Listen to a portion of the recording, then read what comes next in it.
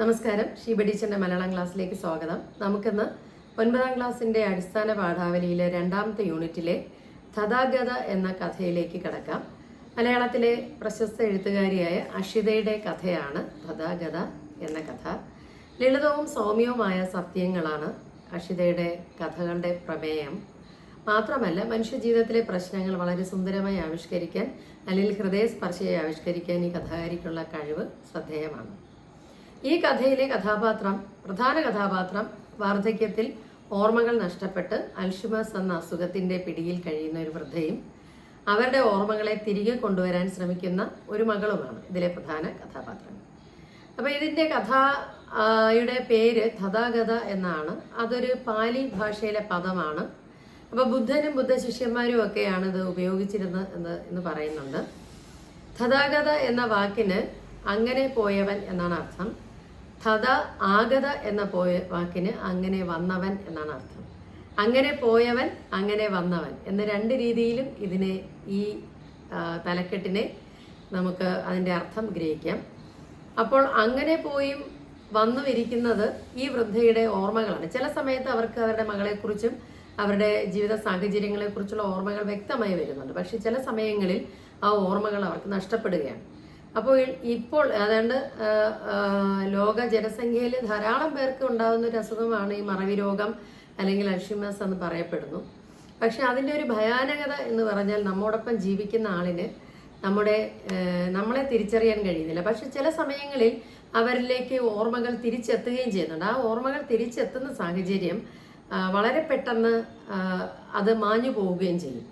ആഹാരം കഴിച്ചു എന്ന് പോലും തിരിച്ച് അറിയാൻ, ഓർമ്മിച്ചെടുക്കാൻ കഴിയാത്ത, അല്ലെങ്കിൽ സ്വന്തം വീട്ടിലേക്കുള്ള വഴി മറന്നു പോകുന്ന, അല്ലെങ്കിൽ കഴിക്കുന്ന ആഹാരം വായിൽ വെച്ചിട്ട് ഇറക്കാൻ മറന്നു പോകുന്ന രോഗികളാണ് ഇതിൻ്റെ ഏറ്റവും നമ്മളെ കണ്ണ് നനയിപ്പിക്കുന്ന ദൃശ്യങ്ങൾ. ഇപ്പം ഈ അടുത്തിടയ്ക്ക് ഇറങ്ങിയ കിഷ്കിന്ധാകാന്ഡം എന്ന സിനിമയിൽ വിജയരാഘവൻ അവതരിപ്പിക്കുന്ന കഥാപാത്രം വളരെ വ്യക്തമായി ഇത്തരമൊരു രോഗത്തിൻ്റെ ആ ഒരു തീവ്രത നമ്മുടെ ഉള്ളിലേക്ക് പകർന്നു തരുന്നുണ്ട്. അതായത് അദ്ദേഹത്തിനുണ്ടാകുന്ന മറവി രോഗത്തിനെ മറികടക്കാൻ അദ്ദേഹം തന്നെ കണ്ടെത്തിയിരിക്കുന്ന ചില വഴികൾ. അപ്പോൾ നമ്മളിലേക്കും ആ ഒരു ചിന്ത, അതായത് ഈ രോഗം ഇപ്പോൾ വർദ്ധിച്ചു വരികയാണ് എന്നാണ് ശാസ്ത്രം സൂചിപ്പിക്കുന്നത്, മെഡിക്കൽ റിപ്പോർട്ടുകൾ സൂചിപ്പിക്കുന്നത്. അപ്പോൾ അതുകൊണ്ട് തന്നെ ഈ ഒരു കഥയും നമ്മളെ ഒരുതരം ശ്വാസം മുട്ടിക്കലിൽ എത്തിക്കുന്നു എന്നാണ്. കഥ വായിച്ചു തീരുമ്പോൾ നമുക്കുണ്ടാകുന്നത് അത്തരമൊരു മാനസികമായ ഒരു വിക്ഷോഭം അല്ലെങ്കിൽ ഒരു നടുക്കമാണെന്നുള്ളതാണ് നമ്മൾ തിരിച്ചറിയുന്നത്. ഇപ്പോൾ ഡോക്ടറെ പിന്തുടർന്ന് ചെല്ലുമ്പോൾ ഞങ്ങളെ അനുഗമിക്കുന്ന മൗനവും ഉദാസീനമെന്ന് ഞാൻ കണ്ടു. പതിവ് പോലെ വാതിൽക്കൽ ഡോക്ടർ ഒരു നിമിഷം നിന്നു. കുഴപ്പമൊന്നുമില്ല, ബാക്കിയെല്ലാം നോർമലാണ്. ഇതെല്ലാ ഡോക്ടർമാരുടെയും സ്ഥിരം പല്ലവിയാണ്. ഞാൻ ഡോക്ടറുടെ മുഖത്ത് നോക്കുന്നില്ല. ഡോക്ടർ അത് പറയുമ്പോൾ പകരം എണ്ണിയാൽ ഒടുങ്ങാത്ത താഴോട്ടിറങ്ങിപ്പോകുന്ന ഗോവണിപ്പടികൾ അവ എണ്ണുകയാണ്. ഡോക്ടർക്ക് മനസ്സിലാവുന്നുണ്ടാവണം ഞാൻ എല്ലാ ദിവസവും ഈ അമ്മയുടെ മകളോട് ഇത് തന്നെയാണ് പറയുന്നത്. അല്ല, അൽഷിമേഴ്സ് ഡിസീസിനെ കുറിച്ച് കൃത്യമായി ഒന്നും പറയാൻ വയ്യ എന്ന് കൂട്ടിക്കൊള്ളു. പ്രതികരണശേഷി ശ്രദ്ധിക്കണം, എന്തെങ്കിലും വ്യത്യാസം കണ്ടാൽ അറിയിക്കണം. അതായത് ഈ ഒരു രോഗത്തിൻ്റെ ഒരു പ്രത്യേകത, ഇതിന് പ്രത്യേകിച്ച് മരുന്നുകളൊന്നും തന്നെ ഇല്ല എന്നുള്ളതാണ്. അതായത് ആദ്യകാലത്ത് കണ്ടുപിടിക്കപ്പെട്ടാൽ കുറച്ചെങ്കിലും ചികിത്സിച്ച് ഭേദമാക്കാം. പക്ഷേ ഇതിൻ്റെ ഒരു 3-4 സ്റ്റേജുകളിലേക്ക് എത്തിക്കഴിഞ്ഞാൽ പിന്നെ ഒരിക്കലും ഈ മറവി ഓർമ്മകളിലേക്ക് വരാൻ നമുക്ക് കഴിയില്ല എന്നുള്ളത്. തല ചരിച്ച് ഔപചാരികമായി യാത്ര പറയലിനിടയ്ക്ക് അദ്ദേഹം കാണാതെ പോകുന്ന ചില കാര്യങ്ങളുണ്ട്. ഒറ്റ നോട്ടത്തിൽ കിട്ടുന്ന കാഴ്ചയേക്കാൾ അധികമാണ് ഈ ലോകത്തിൽ നാം കാണാതെ പോകുന്ന കാര്യങ്ങൾ. ഒരു ഉദാഹരണത്തിന്, ഈ ഫ്ലാറ്റിലെ അടഞ്ഞ വാതിലിന് പുറകിൽ എന്നെയും അമ്മയും ചൂഴ്ന്നു നിൽക്കുന്ന ഒരു മഹാമൗനം. അപ്പോൾ ഈ അമ്മയും മകളും ഒരു ഫ്ലാറ്റിലെ മുറിക്കുള്ളിലാണ്. രണ്ടുപേർക്കും തമ്മിൽ വാതോരാതെ സംസാരിച്ചിരുന്നവരാണ് ഒരു കാലത്ത്. പക്ഷെ ഇപ്പോൾ അവർക്ക് അങ്ങനെ സംസാരിക്കാൻ കഴിയാത്തതിന് കാരണം അതിലുള്ള ഒരാൾ, അതായത് അമ്മയുടെ ഉള്ളിൽ ഈ പഴയകാല ഓർമ്മകളൊന്നും തന്നെ ഇല്ല. അതുകൊണ്ടാണ് ഇങ്ങനെ സംസാരിക്കാൻ കഴിയാത്തത്. ഈശ്വരൻ എന്ന് വെച്ചാലും മരണം എന്ന് വെച്ചാൽ ഇങ്ങനെ തന്നെ എന്ന് സമ്മതിച്ചു കൊണ്ടിരിക്കുന്നു ആ മൗനം. അതായത് മറവിയിലേക്ക് ഒരാൾ നമ്മളെ മറന്നു പോകുകയാണെങ്കിൽ അതൊരു തരം മരണം തന്നെയാണ് എന്നൊരു സൂചനയും കൂടെ അവിടെയുണ്ട്. ഈശ്വരൻ എന്ന് വച്ചാൽ ഇങ്ങനെ തന്നെയോ എന്ന് സന്ദേഹിച്ചു കൊണ്ടിരിക്കുന്ന ഒരു മൗനം. അതായത് ഈശ്വരൻ സംസാരിക്കുന്നത് നമ്മൾ കാണുന്നില്ല. നമ്മുടെ വിശ്വാസമാണ് ഈശ്വരൻ നമ്മോട് പറയുന്നു എന്നുള്ളത്. അപ്പൊ ഈശ്വരൻ നൽകിയ മൗനമാണോ ഇത് എന്നൊരു സന്ദേഹം, ഒരു സംശയവും കൂടെ ഉണ്ടാകും. അപ്പൊ അകത്തെ മുറിയിൽ അമ്മ കിടക്കുകയാണ്, ഒരു നേർരേഖ പോലെ നിശ്ചലമായി. അമ്മയുടെ കിടപ്പാണ്. അമ്മ വെറുതെ കിടക്കുകയാണ്. ഓർമ്മകൾ നഷ്ടപ്പെട്ടത് കൊണ്ട് തന്നെ കൃത്യമായ ചലനങ്ങളൊന്നുമില്ല, കിടക്കുന്നു. ഞാൻ അമ്മയുടെ അടുത്തേക്ക് നടന്നു. എൻ്റെ ഓരോ കാൽവയ്പിലും അമ്മ ഇപ്പോൾ തല ചരിച്ച് വെക്കുമെന്ന ആശ ഞെരിഞ്ഞമർന്നുകൊണ്ടിരുന്നു. അതായത് സാധാരണ കിടക്കുന്ന ഒരാൾ നമ്മൾ അടുത്തേക്ക് ചെല്ലുമ്പോൾ തല ചരിച്ച് നമ്മളെ നോക്കാറുണ്ട്. അങ്ങനെ നോക്കും എന്ന് ഞാൻ ചിന്തിക്കുകയാണ്. ഓരോ കാൽവയ്പും അമ്മയുടെ അടച്ചിട്ട ഓർമ്മയുടെ വാതിൽക്കൽ മുട്ടി നൊമ്പരം എന്നോണം മടങ്ങി വരുന്നത് പോലെ. അപ്പോൾ ഓരോ കാൽവയ്പും ഞാൻ പറയുന്നത് ഓരോന്നും അടച്ചിട്ട ഓർമ്മയുടെ വാതിലിൽ, അമ്മയുടെ ഓർമ്മകൾ അടച്ചിട്ട മുറിയുടെ വാതിൽക്കൽ മുട്ടുന്നത് പോലെയാണ്. അപ്പോൾ അമ്മ എന്നെ തിരിച്ചറിയാത്തത് കൊണ്ടാണ്, അല്ലെങ്കിൽ അമ്മ ആ ശബ്ദം ശ്രദ്ധിക്കാത്തത് കൊണ്ടാണ്, അല്ലെങ്കിൽ അമ്മയുടെ ഓർമ്മയിലേക്ക് ആ ശബ്ദം വരാത്തത് കൊണ്ടാണ് അമ്മ എന്നെ നോക്കാത്തത്. എൻ്റെ ഓർമ്മയാവട്ടെ ഒരു വലിയ എട്ടുകെട്ട് പോലെയും. അതായത് 4 കെട്ട് 8 കെട്ടൊക്കെ വീടുകളുടെ മോഡലുകളാണ്. അപ്പോൾ 8 കെട്ടാകുമ്പോൾ 8 ഭാഗത്ത് വീടും നടുമുറ്റവുമാണ്. അപ്പോൾ അവിടെ എണ്ണിയാൽ ഒടുങ്ങാത്ത മുറികളും അതുപോലെ കയറി ഇറങ്ങി പോകേണ്ട ഗോവണികളും അതുപോലെ വരാന്തകളും കാണും. അത്രയും ഓർമ്മകളുള്ള ആളാണ് ഞാൻ. എന്നാൽ എൻ്റെ അമ്മയ്ക്കാണെങ്കിലോ ഓർമ്മകളെ ഇല്ല. 10-12 കുട്ടികളോടൊപ്പം സ്കൂൾ വിട്ട് ഇടവഴിയിലേക്ക് ഓടി വരുമ്പോൾ അവർക്കിടയിലും എൻ്റെ കാൽപ്പെരുമാറ്റം തിരിച്ചറിഞ്ഞ് അമ്മ വാതിൽക്കൽ പ്രത്യക്ഷപ്പെടുമായിരുന്നു. അത് വളരെ ശ്രദ്ധിക്കേണ്ട ഒരു ഭാഗമാണ്. അതായത് മകളുടെ മനസ്സിലെ ഓർമ്മ അതാണ്. 8-10 കുട്ടികളോടൊപ്പം വരുമ്പോഴും തൻ്റെ കാൽപ്പെരുമാറ്റം ശ്രദ്ധിച്ച് ശ്രദ്ധിച്ച് ആ വാതിൽക്കൽ പ്രത്യക്ഷപ്പെടുമായിരുന്ന അമ്മയാണ് ഒരു കാലത്ത് തൻ്റെ അമ്മ. അമ്മ ചുവരിൽ കണ്ണുനട്ട് കിടക്കുകയാണ്. ചുവരിൽ 10 വർഷം മുമ്പ് അകാലത്തിൽ മരിച്ചുപോയ ഏട്ടത്തിയുടെ ഫോട്ടോ. അമ്മ എന്താവും ഓർക്കുന്നത്? അപ്പോൾ അവിടെ ആ ചുമരിൽ 10 വർഷം മുമ്പ് മരിച്ചുപോയ ജ്യേഷ്ഠത്തിയുടെ ഫോട്ടോ വെച്ചിട്ടുണ്ട്. അതിൽ നോക്കിയാണ് അമ്മ കിടക്കുന്നത്. ഞാൻ കട്ടിലിൽ ചെന്ന് ചേർന്നിരുന്ന് വിളിച്ചു, അമ്മേ. തിരിച്ചറിവിൻ്റെ യാതൊരു സൂചനയും തരാത്തൊരു നോട്ടം അമ്മ എനിക്ക് നീട്ടുന്നു. അപ്പോൾ അമ്മയെന്ന് വിളിക്കുമ്പോൾ അമ്മ നോക്കുന്നുണ്ട്. പക്ഷെ അമ്മയ്ക്ക് എന്നെ തിരിച്ചറിയാൻ കഴിഞ്ഞിട്ടില്ല എന്ന് അമ്മയുടെ ആ ഒരു നോട്ടത്തിൽ നിന്ന് എനിക്ക് മനസ്സിലാകുന്നുണ്ട്. അമ്മ എന്ന സംബോധന എത്ര നീട്ടിയാലും എത്താൻ കഴിയാത്ത ഏത് അകലത്തിലാണ് അമ്മ വസിക്കുന്നത്. ഞാൻ അമ്മയെന്ന സംബോധന ഞാൻ വിളിക്കുന്നുണ്ട്. അപ്പോൾ അത് എത്ര നീട്ടി വിളിച്ചാലും അമ്മ അത് തിരിച്ചറിയുന്നില്ലെങ്കിൽ ആ അകലത്തിലാണ് അമ്മ വസിക്കുന്നത്. അതൊരു വിഷമമായിട്ട് മകൾക്ക് തോന്നുകയാണ്. അതായത് അമ്മയെന്ന് ഞാൻ വിളിക്കുമ്പോൾ എൻ്റെ ആ ഒരു വിളി തിരിച്ചറിഞ്ഞ് എന്നെ മനസ്സിലാക്കാൻ കഴിയാത്ത അമ്മ അത് ഒരു വേദനയായിട്ട് മകളുടെ മനസ്സിൽ കാണുന്നു. ഹൃദയം ഉറങ്ങിപ്പോകുന്ന അറിഞ്ഞില്ലെന്ന് നടിച്ച് ഞാൻ അമ്മയോട് ചോദിക്കുകയാണ്, അമ്മ എന്താ ആലോചിക്കുന്നത്? എന്താ ഓർത്തെടുക്കാൻ ശ്രമിക്കുന്ന അമ്മയുടെ വൃദ്ധ നെറ്റിയിൽ ചുളിവുകൾ. ഒരു മറുപടിക്ക് ഞാൻ കാക്കുകയാണ്. ചിലപ്പോൾ അമ്മ എന്നെ തിരിച്ചറിഞ്ഞ് എന്നോട് സംസാരിച്ചാലോ? നിമിഷങ്ങൾ ഇഴഞ്ഞു നീങ്ങവേ ഞാൻ എന്നോട് തന്നെ ചോദിക്കുന്നു, അമ്മ എന്താവാ ആലോചിക്കുന്നത്? എനിക്കറിഞ്ഞുകൂടാ. എൻ്റെ ഹൃദയം മനസ്സിനോട് പറയുന്നു. അമ്മയ്ക്ക് നമ്മളെ അറിയുന്നതിൻ്റെ കോടിയിൽ ഒരു അംശം പോലും നമുക്ക് അമ്മയെ അറിഞ്ഞുകൂടല്ലോ. അതായത് ഇത്രയും കാലം എൻ്റെ കാര്യങ്ങൾ നോക്കി നടത്തി വളർത്തിയ എൻ്റെ അമ്മയ്ക്ക് എന്നെക്കുറിച്ച് അറിയാവുന്നതിൻ്റെ ഒരു അംശം പോലും എനിക്ക് അമ്മയെക്കുറിച്ച് അറിയില്ല. നോക്കിയിരിക്കെ അമ്മയുടെ നെറ്റിയിലെ ചുളിവുകൾ മായുന്നു. മുഖം ഒരു പ്രസന്നത കൈവരിച്ചു. വാതിലടച്ച് പുറത്താക്കപ്പെട്ട ഒരു കുട്ടിയെപ്പോലെ അമ്മയുടെ ഓർമ്മകളുടെ ചുളിവുകളിലോ നിവരലിലോ എപ്പോഴും ഞാനില്ല. ഒരുപാട് കാലം ആ ചുളിവുകളും നിവരലും എന്നെക്കുറിച്ചാകുന്നല്ലോ.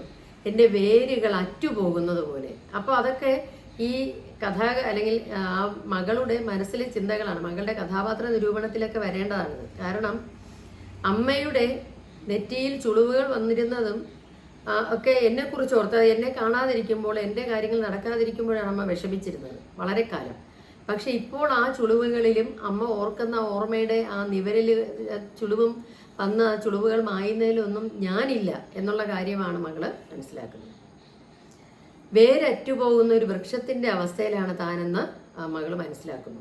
അമ്മയുടെ ഓർമ്മകളിൽ നമ്മൾ ഇല്ലാതാകുമ്പോഴാണ് നാം മരിക്കുന്നത്. ആ സെന്റൻസ് വളരെ ശ്രദ്ധിക്കണം. പരീക്ഷയ്ക്ക് ചോദിക്കാവുന്ന ഒരു വാക്യമാണ്. അമ്മയുടെ ഓർമ്മകളിൽ നമ്മൾ ഇല്ലാതാകുമ്പോൾ നമ്മൾ മരിക്കുകയാണ്. ഓർമ്മകളിലാണ് നാം ഒരാളുടെ ഓർമ്മകളിൽ നിന്ന് മാഞ്ഞ് നമ്മൾ പോകുമ്പോൾ നമ്മുടെ മരണമാണ്. മുറിയിലെ ഫോൺ നിർത്താതെ ശബ്ദിക്കുന്നു. എടുക്കുന്നവരെ ശാഠ്യം പിടിക്കുന്ന കുട്ടി കണക്കെ ആ ഫോൺ ശബ്ദിക്കുമ്പോൾ അങ്ങേയറ്റത്തെ ഭർത്താവും കുട്ടികളും മാറി മാറി സംസാരിക്കുന്നു. എന്ന് തിരിച്ചു വരും? അമ്മയെ നോക്കാൻ നേഴ്സിനെ ഏർപ്പെടുത്താത്തത് എന്താണ്? അപ്പോൾ ദീപു മോന് പനിയാണ്. അപ്പോൾ ഞാൻ ഫോൺ താഴത്ത് വയ്ക്കവേ അമ്മ പ്രസന്നമായും സ്ഫുടമായും വളരെ വ്യക്തമായിട്ടും ചോദിച്ചു, ആരാ ഫോൺ വിളിച്ച്? ദീപു ആണോ? അവന് സ്കൂൾ അടച്ചോ? അപ്പോൾ ഈ അസുഖത്തിൻ്റെ ഒരു പ്രത്യേകതയാണ് വളരെ പെട്ടെന്ന് ഓർമ്മ വരുന്നതും അതുപോലെ പോകുന്നതും. അപ്പോൾ അമ്മ ഇപ്പം വിളിച്ചിരിക്കുന്ന എന്തിനാണ്? അമ്മ ഇപ്പം ചോദിച്ചത് എന്താണ്? ദീപുമോൻ്റെ കാര്യം, അവന് സ്കൂൾ അടച്ചോന്നാണ്. ഞാൻ മിന്നൽ പോലെ തിരിഞ്ഞെടുത്ത്, കാരണം അമ്മയുടെ ഓർമ്മകളിൽ എവിടെയോ ഒരു വെള്ളി വെളിച്ചം. അപ്പം അതെൻ്റെ മകനെക്കുറിച്ചാണ് ചോദിച്ചത്. അപ്പോൾ അമ്മയ്ക്ക് ഓർമ്മ തിരിച്ചു കിട്ടിയെന്നുള്ള രീതിയിൽ ഞാൻ വളരെ പെട്ടെന്ന് അമ്മയുടെ അടുക്കിലേക്ക് ദീപുവാണ് അമ്മ, ദീപുവിന് അടുത്ത ആഴ്ച സ്കൂൾ അടയ്ക്കുക. അമ്മയ്ക്ക് ദീപുവിന് ഇത്രയും പറഞ്ഞപ്പോഴേക്കും ഞാൻ ആ വർത്തമാനം പകുതിക്ക് വെച്ച് നിർത്തി. കാരണം അമ്മയുടെ നോട്ടം വീണ്ടും ശൂന്യമായ ജനാല പോലെ ആയി. അതായത് ഓർമ്മകളിൽ നിന്ന് എല്ലാവരും മാഞ്ഞു പോകുന്നത് ആ അമ്മയുടെ നോട്ടത്തിൽ നിന്ന് എനിക്ക് മനസ്സിലായത് കൊണ്ട് ഞാൻ എൻ്റെ സംസാരം അവിടെ വെച്ച് നിർത്തി. വിചാരിക്കാത്തപ്പോൾ കയറി വന്ന് അങ്ങനെ അങ്ങ് ഇറങ്ങിപ്പോകുന്ന തഥാഗതയായി എൻ്റെ അമ്മ എന്നെ നോക്കുന്നു. എത്ര നിർമ്മമമായ നോട്ടം, അതായത് യാതൊരു തരത്തിലുള്ള വികാരങ്ങളും ഇല്ലാത്തൊരു നോട്ടം. അപ്പം ഇടയ്ക്ക് ഈ തഥാഗത എന്നുള്ള വാക്കിൻ്റെ അങ്ങനെ വന്നവൻ അങ്ങനെ പോയവൻ എന്നുള്ളതാണല്ലോ തഥാഗത. അപ്പം അങ്ങനെ വന്ന് അങ്ങനെ പോയൊരു ഓർമ്മ. അപ്പോഴാണ് ദീപുമോനെ കുറിച്ച് ചോദിച്ചത്. അപ്പോൾ ഇപ്പം അമ്മ വളരെ ശാന്തമായി യാതൊരു വികാരങ്ങളും ഇല്ലാതെയാണ് എന്നെ നോക്കുന്നത്. ക്ലോക്കിൽ മണി 12 അടിച്ചു. ഞാൻ അമ്മയോട് പറഞ്ഞു, കണ്ണിൽ മരുന്ന് ഊറ്റിക്കേണ്ട അമ്മേ, കണ്ണ് കാണിക്കൂ. അമ്മ കണ്ണുകൾ ഇറുക്കി അടച്ച് വായ തുറന്ന് കാണിച്ചു. ചിരിയും സങ്കടവും ഒരുമിച്ച് വന്നു. അതായത് ഇവർക്ക് ഇങ്ങനെയുള്ളവരെ നോക്കുമ്പോൾ ഉണ്ടാകുന്ന മാനസികമായ ഒരു വിഭ്രാന്തിയാണ് ഈ മകൾക്ക് ചിരിയും സങ്കടവും ഒരുമിച്ച് വന്നത്. കണ്ണ് തുറക്കാൻ പറഞ്ഞപ്പോൾ കണ്ണടച്ച് വെച്ചിട്ട് വായ തുറക്കുകയാണ്. ഇതെല്ലാം ഉറക്കം ഞാൻ ശാസിച്ചു. എന്താ ഇത് കൊച്ചുകുട്ടികളെ പോലെ കണ്ണ് തുറക്കും. കണ്ണിൻ്റെ അടിത്തട്ടിൽ കിടന്ന് മിന്നിയിരുന്ന അമ്മയുടെ ചിരി മരുന്നിൽ കലങ്ങി മറിഞ്ഞു. അപ്പോൾ കണ്ണ് തുറന്നു. അപ്പോൾ ആ കണ്ണിൽ മരുന്നൊഴിച്ചപ്പോൾ ആ ചിരിയും മാറി. മുഖം തുടച്ച് താങ്ങിയെടുത്ത് ഞാൻ അമ്മയെ വീൽ ചെയറിലിരുത്തി സാവധാനം ഉന്തി നടക്കുകയാണ്. അപ്പോൾ ഞങ്ങളൊരു ജനാലിൻ്റെ അരികിലാണ്. താഴെ മൈതാനത്ത് കുട്ടികൾ കളിക്കുന്നു. ഞങ്ങൾ ജനാലയോളം എത്തി. ഞങ്ങളുടെ ആ പന്ത് ചിലപ്പോൾ ജീവിതം ഞങ്ങളെ ഒരു ഫ്ലാറ്റിലാണല്ലോ, അപ്പോൾ അവിടുത്തെ ശബ്ദമൊക്കെ അവർ കേട്ടോണ്ടിരിക്കുകയാണ്. ജീവിതത്തിൻ്റെ എല്ലാ ശബ്ദങ്ങളിൽ നിന്നും അമ്മ പുറത്താക്കപ്പെട്ടിരിക്കുകയാണ്. അമ്മയുടെ മനസ്സിൽ നിന്നും എങ്ങനെയോ പുറന്തള്ളപ്പെട്ടു പോയ ആളാണ് ഞാൻ. അമ്മ അനുസരണയോടെ ഇരുന്ന് പന്ത് കളി കാണുകയാണ്. എൻ്റെ ഓർമ്മയിൽ ഇപ്പോൾ 4 മാസം മുമ്പുള്ള ഒരു സായാഹ്നം. അതായത് 4 മാസം മുമ്പാണ് അമ്മയുടെ രോഗത്തെക്കുറിച്ച് കൂടുതൽ ഞാൻ മനസ്സിലാക്കുന്നത്. അന്നാണ് അമ്മയെ അവസാനമായിട്ട് നടക്കാൻ കൊണ്ടുപോയത്. പെട്ടെന്നൊരു നിമിഷം കൈ പിടിവിച്ച് റോഡ് മുറിച്ച് കടന്ന് അമ്മ ഫുട്പാത്തിലേക്ക് നടന്നു. നഗരത്തിൻ്റെ തിരക്കിൽ ചെവി അടപ്പിക്കും വിധം പെരുമ്പറ കൊട്ടുന്നു. അതായത് എൻ്റെ നെഞ്ചിടിപ്പ് പെരുമ്പറ പോലെ എൻ്റെ ഹൃദയത്തെ, എൻ്റെ ചെവിയെ പോലും തകർക്കുന്ന ഹൃദയമിടിപ്പോടെ ഞാൻ ഓടി എത്തുമ്പോൾ ഒരു തുണിക്കടയുടെ മുന്നിൽ അമ്മ പകച്ചു നിൽക്കുകയായിരുന്നു.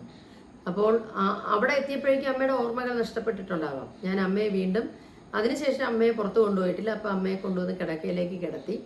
ഒരു എല്ലിൻ കൂട് പോലുള്ള നെഞ്ചാണത്. ആ നെഞ്ചിൻ്റെ ഇടിപ്പ് എനിക്ക് കേൾക്കാം. അമ്മയെ കഞ്ഞി തരട്ടെ ഞാൻ ചോദിക്കുന്നു. അമ്മയുടെ കണ്ണുകൾ ഏട്ടത്തിയുടെ ഫോട്ടോയിൽ വീണ്ടും, അതായത് അതിലേക്ക് നോക്കി കിടക്കുകയാണ്. ഒരു സ്പൂൺ കഞ്ഞി കോരി കൊടുത്തിട്ട് ഞാൻ ചോദിക്കുന്നു, അത് ആരുടെ ഫോട്ടോയാണെന്ന് അറിയാമോ? അപ്പോൾ എന്തെങ്കിലും ഒരു പ്രതികരണം അമ്മ പറയുമല്ലോ. ഒരു തുള്ളി കണ്ണുനീർ, അല്ലെങ്കിൽ അത് ആ ഫോട്ടോ തിരിച്ചറിഞ്ഞാൽ ഒരു നെടുവീർപ്പ് എന്തെങ്കിലും കിട്ടുമെന്ന് ഞാൻ പ്രതീക്ഷിച്ചു. അമ്മയുടെ നെറ്റിയിൽ ചുളിവുകളുടെ എണ്ണം കൂടുന്നു. ഉത്സാഹത്തോടെ ആകാംക്ഷയോടെ ഞാൻ ആ മുഖം ഇങ്ങനെ വിരലുകൊണ്ട് ഒന്ന് തിരിച്ചു. അമ്മയ്ക്ക് എന്നെ മനസ്സിലായോ, അമ്മയുടെ അമ്മിണിക്കുട്ടിയെ എന്ന് ചോദിക്കുന്നു.